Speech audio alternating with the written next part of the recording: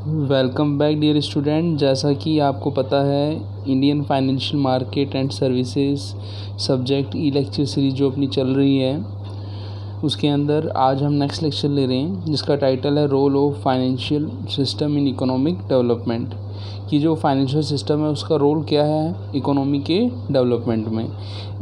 सबसे पहले हमें ये समझना होगा कि फाइनेंशियल सिस्टम होता क्या है। जैसे कि मैंने आपको लास्ट लेक्चर में भी बताया था कि फाइनेंशियल सिस्टम होता क्या है, फिर उसके बाद हम समझेंगे कि फाइनेंशियल सिस्टम का इकोनॉमिक के डेवलपमेंट में क्या रोल है। तो चलते हैं। देखो, फाइनेंशियल सिस्टम हमने देखा था कि फाइनेंशियल सिस्टम के 4 पिलर होते हैं: फाइनेंशियल इंस्टीट्यूशन, फाइनेंशियल मार्केट और फाइनेंशियल इंस्ट्रूमेंट और फाइनेंशियल सर्विसेज। ये जो 4 पिलर्स रहते हैं ये फंड का फ्लो करते हैं। ये फंड का फ्लो कहाँ से करते हैं, फ्लो फंड कहाँ से होता है, हमने पढ़ा था।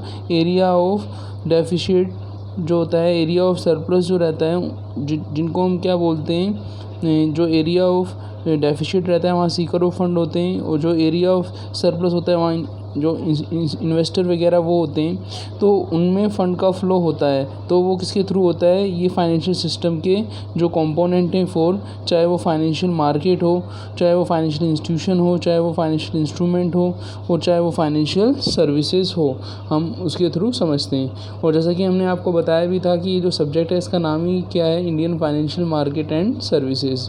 तो यहाँ पे हम फाइनेंशियल मार्केट और फाइनेंशियल सर्विसेज का बार बार जिक्र करेंगे। अब हमारा जो टॉपिक था वो ये था आज के लेक्चर का कि जो रोल है फाइनेंशियल सिस्टम का वो इकोनॉमिक डेवलपमेंट में क्या रोल है। जैसे कि आपको पता है कि फाइनेंशियल सिस्टम जो रहता है वो फ्लो फंड करता है कहाँ से, एरिया ऑफ सरप्लस से एरिया ऑफ डेफिशिट में। एरिया ऑफ सरप्लस में कौन आते हैं, इंस्टीट्यूशनल इन्वेस्टर आते हैं जिनके पास फ़ंड होता है, जो उस फंड पर कुछ रिटर्न चाहते हैं, बदले में उनको कुछ प्रॉफिट चाहिए और उसको कुछ टाइम के लिए उधार देते हैं। वो कौन लेने वाले होते हैं, मेनली सीकर ऑफ फंड्स, जिनको हम एरिया ऑफ डेफिशिट बोलते हैं, जिनको पैसे की ज़रूरत होती है। तो यहाँ हम देखें तो फाइनेंशियल सिस्टम जो है एक इंटरमीडिएट है, एक पाथ है, एक मिडल मैन की फॉर्म में वो वर्क करता है। किसके लिए, फ्लो फंड के लिए वो वर्क करता है, जिससे जो सीकर ऑफ फंड है उनको फंड अरेंज हो जाता है और जो सरप्लस एरिया है उसको बदले में कॉस्ट उसकी मिल जाती है। तो यहाँ पे हम देखें तो फाइनेंशियल सिस्टम जो है वो एक इम्पोर्टेंट रोल है। वो कौन कौन से रोल है यहाँ पे हम देखें तो पहला है प्रमोट सेविंग। प्रमोट सेविंग का मतलब ये हुआ कि जो सेविंग और इन्वेस्टमेंट की हैबिट है उसको डेवलप करते हैं। जैसे कि आपको पता है कि हम नॉर्मली जो सेविंग अकाउंट है अपना, जो अपना फिक्स डिपॉजिट अकाउंट है, उसमें हम पैसा जमा करते हैं, तो उसमें दोनों चीज़ें होती हैं, हमें सेफ्टी भी मिलती है फंड की और उस पर कुछ इनकम भी हमें मिलती है। हमारा पैसा भी सेफ रहता है और कुछ टाइम पे पैसा इकट्ठा होकर हमें मिल जाता है। तो ऐसे ही फाइनेंशियल सिस्टम के अंदर जो फाइनेंशियल सिस्टम के कंपोनेंट होते हैं वो क्या होते हैं, लिस्टेड होते हैं, गवर्नमेंट से अप्रूव होते हैं। तो उन कंपोनेंट के थ्रू यदि आप फंड का फ्लो करते हैं तो कहीं ना कहीं आपकी सेविंग क्या होती है, प्रमोट होती है।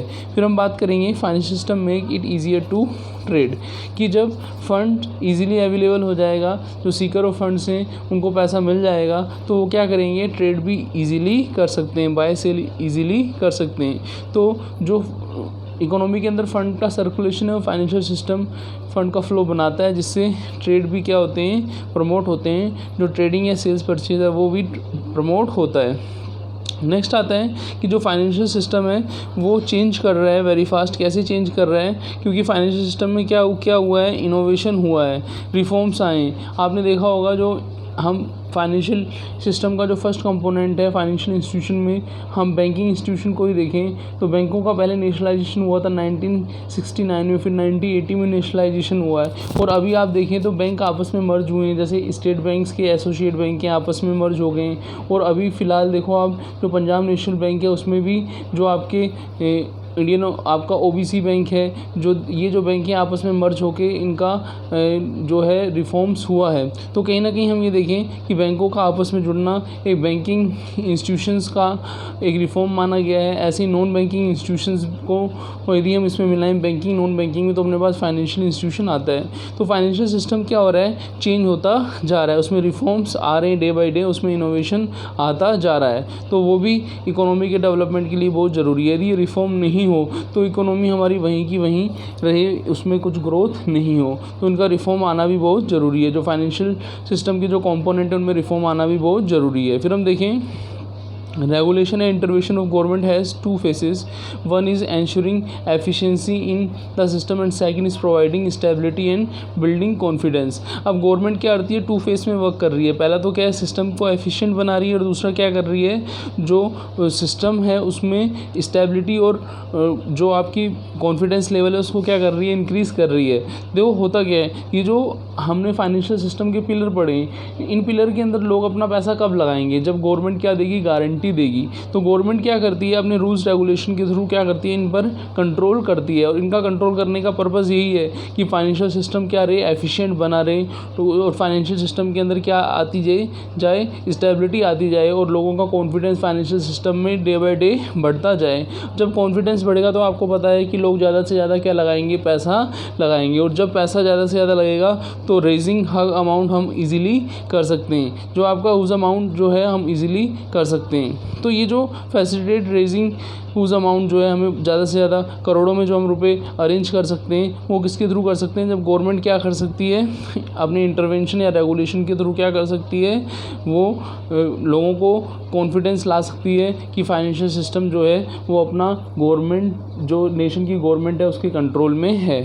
फिर हम बात करेंगे, जैसे ही मैं इसका एक एग्जांपल ऐसे ही बता सकता हूँ. आपने कुछ दिन पहले देखा होगा कि जो प्राइवेट सेक्टर का बैंक था येस बैंक, उसके अंदर लोगों ने पैसा लगा रखा था और लोगों के अंदर ऐसा हो गया, सबने अपना पैसा निकालना शुरू कर दिया. फिर गवर्नमेंट ने गारंटी दी कि येस बैंक जो है वो उस पर गवर्नमेंट का कंट्रोल है. आने वाले 2 सालों में गवर्नमेंट ने उसकी गारंटी दी है, तो किसी का पैसा कहीं नहीं जाएगा. और अब आप देखें तो दोबारा येस बैंक वैसे ही वर्क कर रहा है. तो कहीं ना कहीं गवर्नमेंट का भी रोल रहता है कि सपोर्ट करना, ताकि लोगों के अंदर कॉन्फिडेंस बढ़े. और कॉन्फिडेंस बढ़ेगा तो उसमें लोग ज़्यादा पैसा लगाएंगे, तो अमाउंट भी ज़्यादा उसमें आएगा, फंड का फ्लो ज़्यादा होगा.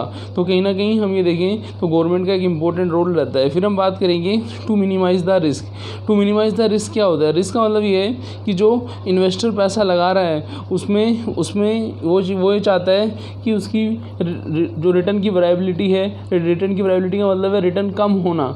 रिटर्न बढ़ती भी है तो कम भी होती है, जितना वो नीचे जाती है उतना ऊपर भी जाती है, और मैक्सिमम पे जाके वो दोबारा नीचे भी आती है. तो इस रिस्क को मिनिमाइज़ हम कैसे कर सकते हैं, इसको हम ऐसे मिनिमाइज़ कर सकते हैं कि जो इन्वेस्टर्स रहते हैं वो क्या करें, फाइनेंशियल सिस्टम के अंदर एज ए स्पेकुलेटर वर्क नहीं करें, वो एज ए इन्वेस्टर्स वर्क करें. इन्वेस्टर वो रहते हैं जो लंबे टाइम तक कंटिन्यूस बिजनेस के अंदर पैसा रखते हैं, और स्पेकुलेटर वो रहते हैं जो पर्टिकुलर जब बिज़नेस के अंदर जब प्रॉफिट कमाने का टाइम होता है उस समय आते हैं और प्रॉफिट कमा के बिज़नेस से चले जाते हैं. तो हमें रिस्क को मिनिमाइज़ करना है तो कहीं ना कहीं हमें अपने इन्वेस्टमेंट के अंदर क्या लानी पड़ेगी, स्टेबिलिटी लानी पड़ेगी. और यदि हम अपने इन्वेस्टमेंट को ही क्या करते रहेंगे, कम ज़्यादा करेंगे, तो हमारा इन्वेस्टमेंट स्टेबल नहीं हो पाएगा. तो हमारी जो रिस्क है वो कैसे भी हम उसको कंट्रोल नहीं कर सकते, वो कहीं ना कहीं वेरी करेगी. और जब रिस्क वेरी करेगी तो कहीं ना कहीं उससे होने वाली रिटर्न भी क्या होगी, वेरी होगी, वो भी कम ज़्यादा होगी. तो हमने जो फाइनेंशियल सिस्टम का जो हमने रोल पढ़ा था कि फाइनेंशियल सिस्टम का एक इम्पोर्टेंट रोल है कि वो कैसे इसको मिनिमाइज़ करने में, उस फंड को रेज़ करने में, गवर्नमेंट के रूल्स रेगुलेशन लोगों के अंदर स्टेबिलिटी एंड कॉन्फिडेंस लेवल बढ़ाने में, और कैसे कि जो आपका फाइनेंशियल सिस्टम के अंदर जो चेंजेस आ रहे हैं, इनोवेशंस आ रहे हैं, उनको कैसे लागू किया गया गवर्नमेंट की हेल्प से. गवर्नमेंट की जो ईयर बाय ईयर प्लान थे उनकी हेल्प से कैसे हम फाइनेंशियल सिस्टम के अंदर इनोवेशन को लाए. और जो फाइनेंशियल सिस्टम के अंदर गवर्नमेंट का कंट्रोल रहा तो ट्रेड को भी इजीली और सेविंग को भी प्रमोशन मिला.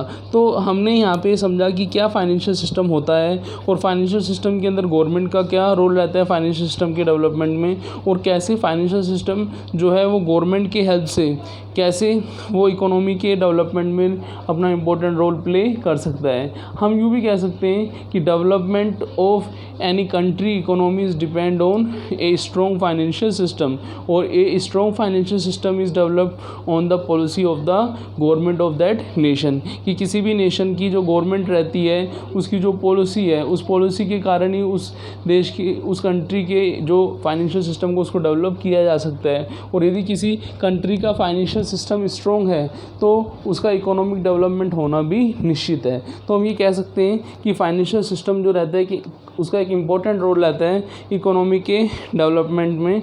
और हम आने वाली वीडियो के अंदर जो फाइनेंशियल सिस्टम के बहुत सारे कंपोनेंट हैं उनके क्या क्या इंपॉर्टेंस है, क्या रोल है, उनको वहाँ पे हम डिस्कस करेंगे। तो हमें ऑटोमेटिकली फाइनेंशियल सिस्टम की इंपॉर्टेंस भी समझ में आने लगेगी। तो कहीं ना कहीं हम ये मान रहे हैं कि इस पूरे पेपर के अंदर आप बार बार फाइनेंशियल मार्केट, फाइनेंशियल सर्विस की जो कंपोनेंट पढ़ेंगे, कहीं ना कहीं उनकी इंपॉर्टेंस है आपके लिए, जिनको इस सिलेबस में हमने रखा है उनको आप सीखेंगे तो कहीं ना कहीं उसका बेनिफिट आपको होगा। तो मिलते हैं नेक्स्ट वीडियो में। थैंक्स।